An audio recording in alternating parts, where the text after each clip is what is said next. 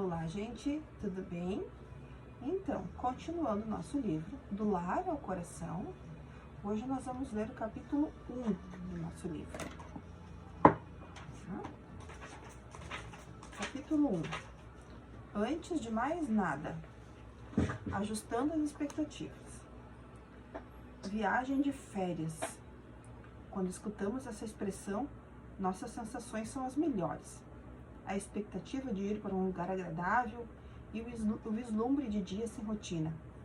Porém, se nos apegarmos às tarefas que compõem a viagem, podemos desanimar. Arrumar malas, pesquisar um local adequado para hospedagem, horas de espera no aeroporto ou dentro de um carro, gasto financeiro, desfazer as malas ao voltar e ter pilhas de roupas para lavar. Olhar individualmente para cada uma dessas tarefas pode ser motivo de frustração. Mas não é nesses aspectos que nossa mente e nosso coração se focam quando escutamos viagem de férias. Pois pensamos no que tem mais valor, a possibilidade de viver dias felizes e surpreendentes. Minimizamos os detalhes que poderiam ser tediosos e nos concentramos no que consideramos mais importante e animador. Ao contrário, quando ouvimos dona de casa, nossos pensamentos geralmente se dirigem às tarefas pequenas, rotineiras, repetitivas e até chatas. Lavar louça, cuidar das roupas, limpar o chão, organizar armários, providenciar comida. Ao pensar nas férias, nosso raciocínio e sentimentos vão em uma direção. Ao pensar na administração do lar, eles vão em direção oposta. Através desse livro, queremos trabalhar nosso entendimento e nosso coração, para que ao falar do lar, nosso foco não seja apenas nas atividades repetitivas e cansativas. O cuidado com a casa não é um fim em si mesmo. Assim como em uma viagem de férias, as tarefas pequenas fazem parte de um todo maior e mais significativo. Sim, muitas atividades e desafios se repetem continuamente no ambiente doméstico. Porém, isso não é condição exclusiva de uma casa. A rotina faz parte da vida humana. Há repetições de ações e rotina nos mais diversos campos profissionais, na manutenção de equipamentos, nos cuidados de saúde e no ciclo da vida em geral. Então, queremos juntas olhar para nossas casas concentradas no que é mais animador e no que possui valor eterno. Vamos entender biblicamente que a ordem e a estética do lar são consideradas como excelentes oportunidades para uma vida cristã significativa. Não vamos ignorar os detalhes e afazeres diários, mas vamos destacar o que está muito acima deles. Cuidar do nosso lar pela real possibilidade de viver neles dias felizes e surpreendentes. Nossas expectativas em relação ao nosso lar também poderão ser transformadas se entendermos que a casa é um ambiente valorizado na Bíblia. No Antigo Testamento, há muitas histórias significativas que se desenrolam no espaço familiar. Há tantas conversas entre pais e filhos, reis, profetas. A casa é um espaço tão importante que o próprio Deus determinou um mandamento para esse assunto. Não cobiçarás a casa do teu próximo. Êxodo 20 e 17. Havia ainda orientações para que o povo de Israel purificasse sua casa, Levítico 14, do 33 a 55. E a ordem direta: não leve coisa alguma que seja detestável para dentro de casa, senão também vocês serão separados para a destruição, Deuteronômio 7, 26. Da mesma forma, no Novo Testamento, há uma série de situações impactantes que acontecem nas casas. O maravilhoso cântico de Maria é proclamado na casa de Isabel, Lucas 39 a 56. É na casa de Judas que Ananias encontra Paulo e ele recupera sua visão, Atos 9, do 11 ao 18. Foi na casa da própria Tabita que Pedro orou para que ela ressuscitasse. Toda a cidade soube e muitos creram. Atos 9, 36 a 42. A igreja primitiva, Atos 2, do 42 a 47, se reunia nas casas em uma atmosfera contagiante. Essas são apenas algumas entre muitas cenas bíblicas que acontecem nos lares. Sabemos que Cristo ensinou no templo, no monte, junto ao mar, na rua. Contudo, por diversas vezes, os ambientes escolhidos pelo próprio Jesus foram as casas. Mais de 10 vezes está registrado que Jesus escolheu a intimidade de um lar para ensinar, explicar parábolas e exortar. Aqui ela dá várias passagens, Mateus 7, do 24 a 27, do 9, do 10 ao 16, 13, 36, 26, 6 a 12, eu não vou ler todos, sai um monte. Pelo menos 5 vezes Jesus fez milagres, curando e até ressuscitando dentro de uma casa. Mateus, Marcos, Lucas, todos esses lugares. Aqui, todos escritos aqui. O Senhor poderia ter sempre ensinado e feito seus maravilhosos sinais em público, no templo ou em espaço aberto, porém muitas vezes ele privilegiou o espaço dos lares, mostrando que é nesse ambiente íntimo e comum que histórias marcantes podem se desenrolar.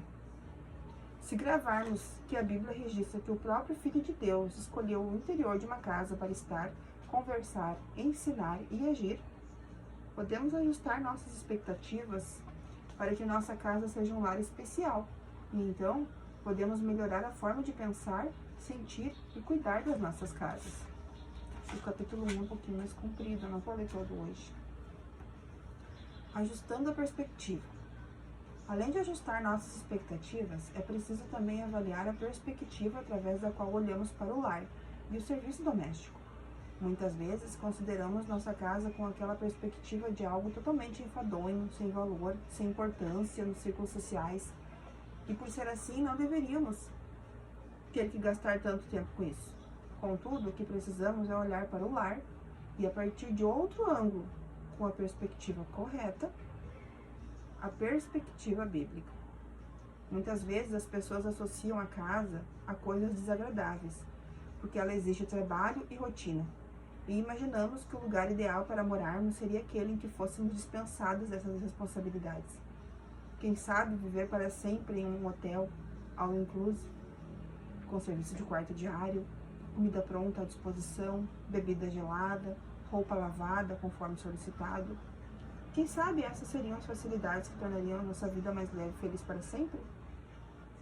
Pode até ser que um sorriso e um profundo suspiro surjam nos seus lábios ao imaginarmos essa possibilidade. Mas desejar essa situação como um estado permanente não é bíblico. Veja só em Gênesis 2:15, está escrito: o Senhor Deus colocou o homem no jardim do Éden para cuidar dele e cultivá-lo. Lemos esse trecho que a determinação de Deus para o local em que o homem e a mulher habitariam envolvia o cuidado e a manutenção do lugar. Mesmo antes da queda de Adão e Eva, o Senhor já havia estipulado que o ser humano teria como tarefa cuidar do seu espaço. O jardim do Éden era um lugar perfeito, maravilhoso, sem pecado. Era o paraíso. Mas o paraíso não foi feito só para que seus habitantes desfrutassem dos seus benefícios e descansassem. Ao contrário, no plano original de Deus, o Éden demandaria de seus moradores uma ocupação rotineira de manutenção e cultivo, e mesmo assim continuaria sendo um lugar excepcional para se viver. Ou seja, a necessidade de cuidado com o lugar onde moramos não é resultado da queda, não é por causa do pecado. Ao contrário, trabalhar pela manutenção da nossa moradia já estava nos planos de Deus para a vida do homem perfeito em um lugar perfeito. Incrível, não? Mesmo que sua casa exija que você trabalhe para mantê-la bonita, em ordem, ela pode ser considerada o local ideal que Deus escolheu para você. Administrar, cuidar, limpar, organizar, decorar, cultivar estão entre as ações associadas ao lar, e isso é bom, pois faz parte dos planos perfeitos do nosso Criador. Compreendendo isso, podemos utilizar uma premissa importante, que ajuda a orientar nossa perspectiva na direção correta. Somos como mordomos de nossos lares. Em Lucas 12, do 35 ao 48, Jesus conta a parábola do servo vigilante, a qual tem como foco principal o fato de que o cristão deve estar de prontidão para a volta de Cristo. A parábola compara essa questão a um servo que está sempre trabalhando à espera iminente de que o seu senhor retorne para ver o trabalho realizado. Além disso, o texto ensina o cuidado diligente do mordomo sobre as riquezas do seu senhor, conforme vemos nos versos 42 a 44. O Senhor respondeu: Quem é, pois, o administrador fiel e sensato a quem seu senhor encarrega os seus servos para lhes dar sua porção de alimento no tempo devido? Feliz o servo quem seu senhor encontrar fazendo assim quando voltar. Garanto-lhes que ele o encarregará de todos os seus bens. Esse daqui é que está ali nos versos 42 a 44. O bom mordomo é aquele que administra bem o que lhe foi confiado. Ele se esmera por algo que nem lhe pertence, e isso mostra ainda mais seu caráter fiel e prudente. E devido à bondade e justiça de seu senhor, esse servo, que foi um homem mordomo, será recompensado como forma de honra. Então, se cremos que nossas casas nos foram dadas pelo Senhor, a assumir os cuidados pelo lar e a assumir o papel de um mordomo prudente. Mas nossas casas nos foram dadas por Deus? Sim. Quando lemos Salmo 24 e 1, que diz: do Senhor é a terra e tudo o que nela existe, o Senhor e os que nele vivem, fica bastante claro que nosso lar e tudo o que temos vem do Senhor. Ele, em sua bondade, nos confiou esses bens para que sejamos bons mordomos. Isso nos dá ainda mais um motivo pelo qual devemos nos esforçar para cuidar com excelência nosso papel dentro dos nossos lares. Eles pertencem ao Senhor e devemos tratá-lo com honra, como Deus merece. Nossa dedicação é para sermos como um mordomo que será encontrado fiel e prudente. Nosso trabalho, mesmo em atividades pequenas e possivelmente enfadonhas, revela ou não o nosso grau de comprometimento com o papel de mordomo. Nosso caráter de fidelidade para se mostrar ao dobrarmos as roupas com cuidado, recolhermos com calma os brinquedos pela 5ª vez no dia, ou procurarmos um belo porta-retratos em promoção para embelezar a estante da sala. Mas também há o outro lado da parábola, o servo que não foi zeloso em seu cuidado. Ele achou que seu senhor não viria logo, tratou os outros criados com maldade e não fez seu trabalho, perdendo-se em distrações inúteis. Sabe como ele foi recompensado pelo seu péssimo trabalho? Aquele servo que conhece a vontade do seu senhor e não prepara o que ele deseja, nem o realiza, receberá muitos açoites. Lucas 12:47. Um trato disciplente da casa, o acúmulo de sujeira, de bagunça, perder-se em cuidados consigo própria, relegando sua casa, ou mesmo o descontentamento com o lar que Deus lhe deu nesse momento, são exemplos de como se pode ser um mau mordomo. Você quer ser conhecida pela boa mordomia que exerce no lar que Deus lhe confiou? Gostaria de ser comparada ao mordomo fiel e prudente, sendo honrada por honrar ao Senhor dentro do seu lar? Ou tratará sem o devido valor essa responsabilidade preciosa que Deus lhe tem dado, sofrendo as consequências por isso? Gente, eu vou terminar, não falta muito. A casa de Priscila e Áquila. Temos na Bíblia o exemplo de um casal que usava sua casa de forma muito especial. Tudo indica que eles tinham expectativas animadoras e a perspectiva correta sobre seu lar. Eles eram Priscila e Áquila, um casal de judeus que construía tendas para se sustentar. Conforme Atos 18, do 1 ao 3, os dois estavam há pouco tempo na cidade de Corinto, pois um decreto do imperador havia expulsado todos os judeus da cidade de Roma, onde eles moravam. Logo depois que se estabeleceram em Corinto, um viajante importante chegou a essa cidade, o apóstolo Paulo. O casal recebeu Paulo como hóspede por um longo período, sem que a Bíblia revele imposições, condições ou conflitos entre eles. Priscila e Áquila poderiam ter evitado um hóspede, afinal, mal haviam chegado a essa nova cidade, precisavam se adaptar, talvez necessitassem de uma casa mais equipada. Entretanto, eles decidiram abrir as portas.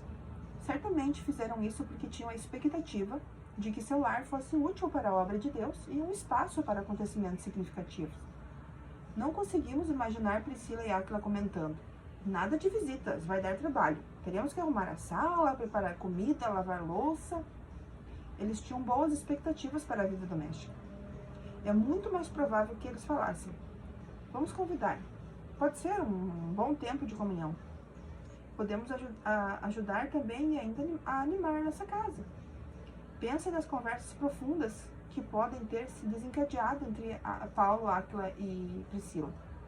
Talvez alguns momentos impactantes, como ouvir Paulo testemunhar sobre sua conversão, talvez tenham derramado lágrimas ao dividir as dificuldades de evangelizar, talvez grandes sorrisos ao saber dos que se convertiam a Cristo.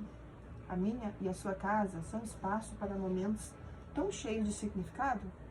quais as expectativas que temos para o nosso lar? Quando o apóstolo Paulo decidiu viajar para levar a palavra de Deus à cidade de Éfeso, Priscila e Áquila entenderam que deveriam ir também. Após algum tempo, Paulo resolveu seguir viagem, mas o casal permaneceu em Éfeso. No versículo 18 e 19. A história se repetiu, pois eles estavam morando em uma cidade nova e chegou outro visitante de destaque, Apolo, um judeu muito sábio e culto. Priscila e Áquila ouviram Apolo falando sobre Jesus na sinagoga. Perceberam seu fervor e seriedade, mas identificaram também que Apolo precisava de mais esclarecimento sobre Cristo, no versículo 24 e 25. Eles poderiam não ter se envolvido, afinal, eram um simples casal de fazedores de tendas, enquanto Apolo era um homem de formação intelectual. Além disso, tudo indica que o casal não tinha uma grande estrutura montada. Estavam novamente estabelecidos há pouco tempo e, possivelmente, a maioria das pessoas diria que ele era cedo demais para ter visitas e hóspedes. Se a perspectiva deles fosse, essa casa é apenas um lugar provisório, não cuidariam dela ao ponto de poder receber uma visita e oferecer uma refeição. Se eles não considerassem que sua casa pertencia ao Senhor, aproveitariam todo o tempo livre apenas para descanso e não para ter o trabalho de receber um visitante. Porém, Priscila e Áquila tinham a perspectiva correta ao olhar para o ambiente doméstico e a disposição de, como bons mordomos, cuidar do que tinham, a ponto de ser possível utilizar sua casa para abençoar outros. Assim, eles convidaram Apolo para lhes fazer uma visita. Foi no novo lar de Priscila e Áquila que Apolo aprendeu com mais profundidade sobre Deus e foi encorajado a seguir evangelizando. Versículos 26 e 28. Tem um mosquito aqui. Se esses dois momentos na trajetória desse casal ainda não a convenceram de que eles usavam sua casa com a perspectiva e as expectativas corretas, há mais uma informação para destacar. Após alguns anos, era na casa deles que a igreja se reunia. Romanos 16 e 5. Uau! Que casa cheia de vida! Precisamos enfatizar o quanto olhar corretamente para nosso lar é significativo. Priscila e Áquila viveram no século I. Já se passaram cerca de 2000 anos e ainda hoje estamos aqui, refletindo sobre eles, devido ao testemunho de seu lar. Além disso, Priscila e Áquila tiveram a honra de ter seus nomes registrados na Bíblia como parte da história da igreja, apenas porque sua casa foi utilizada conforme Deus queria. Veja que belo comentário Paulo fez em Romanos 16, do 3 ao 5. Saúdem Priscila e Áquila, meus colaboradores em Cristo Jesus. Arriscaram a vida por mim. Sou grato a eles, não apenas eu, mas todas as igrejas dos gentios. Saúdem também a igreja que se reúne na casa deles. Para quem não sabe, os gentios somos nós. Nós devemos, então, saudar a eles. Lá, 2000 anos atrás, eles abriram as portas da casa deles. E hoje nós estamos aqui lendo sobre eles. Os gentios aqui somos nós. Antes de mais nada, não se preocupe. Então, se a sua casa não anda bem, se está desorganizada e falta beleza, se você não gosta de cuidar da sua casa, e pior que isso, não sabe nem por onde começar, este livro é para você e para mim também. A cada capítulo encontrará motivos animadores para investir no seu lar e diversas dicas práticas que lhe servirão de ferramentas úteis para mudar seu dia a dia. Mas, se ao contrário do parágrafo anterior, você considera que sua casa já é arrumada e bonita, se não tem grandes dificuldades com organização nem com consideração, esse livro também é para você. Conforme avançar pelos próximos capítulos, poderá potencializar o que já possui e embasar biblicamente seus talentos e o uso do seu lar para a glória do Senhor. Como colocar em prática? Este livro tem o propósito de trazer para o nosso cotidiano verdades bíblicas sobre o lar, pois cremos que a palavra de Deus é viva e eficaz. Hebreus 4:12. Capaz de transformar e melhorar nosso viver.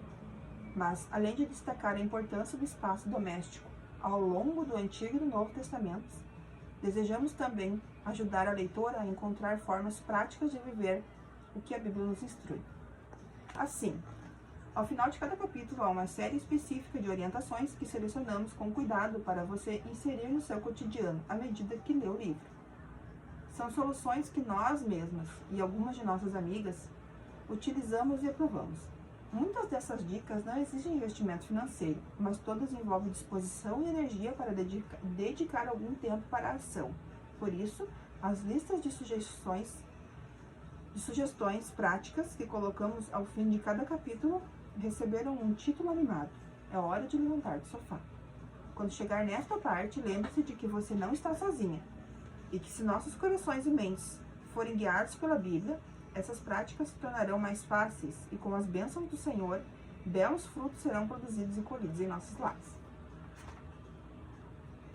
E aqui nós finalizamos o capítulo 1.